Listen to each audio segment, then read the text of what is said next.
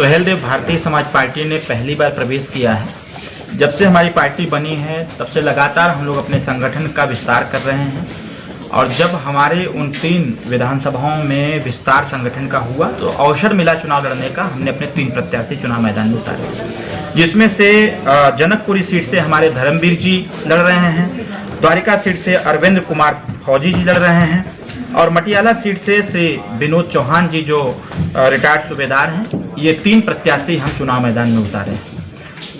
क्या मुद्दे रहने वाले हैं? सुहेलदेव भारतीय समाज पार्टी सबसे पहला मुद्दा अपना स्पष्ट रूप से कहना चाहती है कि अगर हमारे मतदाताओं के वोट से नेताओं के, मंत्रियों के, विधायकों के और सांसदों के, अधिकारियों की तनख्वाह तय होती है, उनके पेंशन तय होते हैं, तो सुहेलदेव भारतीय समाज पार्टी चाहती है कि दिल्ली में हर मतदाता को 5,000 रुपया मतदाता पेंशन मिले और देश की राजधानी दिल्ली है, दिल्ली से जो आवाज़ उठेगी वो देश स्तर पर लागू होगी।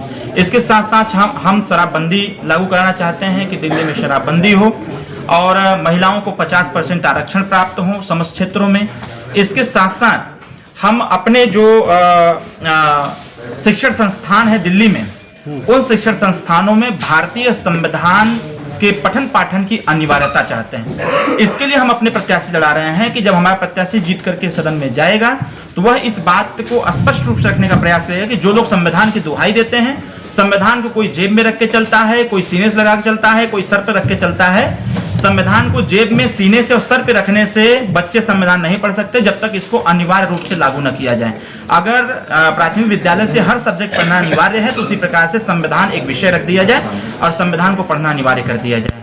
भारत सरकार ने तय किया कि 1 नेशन 1 इलेक्शन होना चाहिए, तो सुहेलदेव भारतीय समाज पार्टी दिल्ली से ही इस आवाज को उठाना चाहती है कि 1 नेशन 1 इलेक्शन के साथ साथ 1 नेशन 1 एजुकेशन की भी चर्चा होनी चाहिए, जिससे कि एक प्रकार की शिक्षा हो, गरीब और अमीर को एक प्रकार की शिक्षा प्राप्त हो।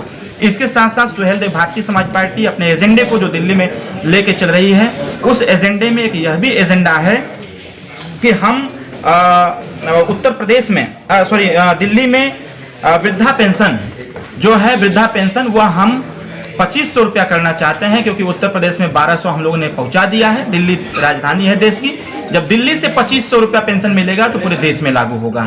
और एक बात और है, जिस प्रकार से हमारे मजदूर, बेरोजगार तमाम लोग मिलकर के सरकार बनाते हैं और सरकार बनाने के बाद सरकार में मंत्री, विधायक, सांसद, अधिकारी अपना तनख्वाह तय करते हैं, अपनी पेंशन तय करते हैं और संविधान कहता है समता, स्वतंत्रता, बंधुत्व, न्याय।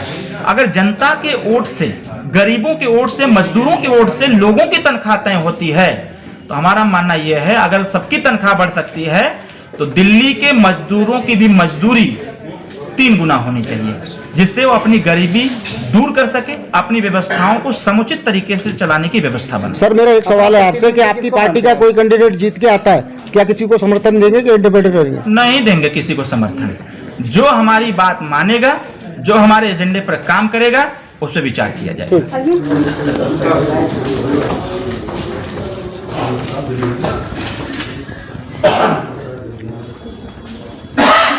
मैं कॉल कर